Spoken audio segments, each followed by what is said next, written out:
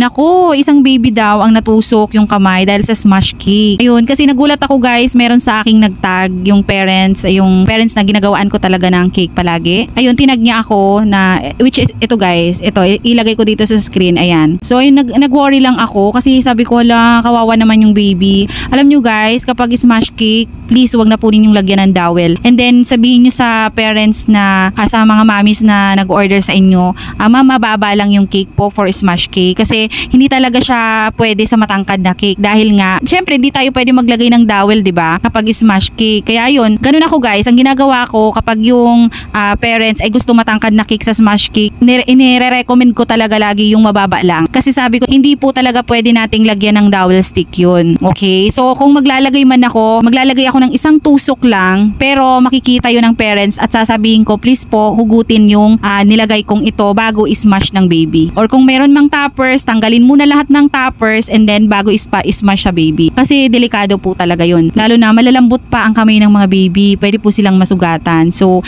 be careful po tayo lahat mga kapwa ko baker. Ayun. Maraming salamat po sa pagtag sa akin Ma'am Lorraine. Nakakatuwa naman. Sobrang lagi ka talagang fan ng aking mga cake. So, ayun. Maraming salamat po. So, ayun. Ang ating cake pala na video dito ay si Winnie the Pooh. So, ayun lang. Ang cute niya, diba? Ayun lang guys. Maraming salamat. Follow for more. Bye-bye!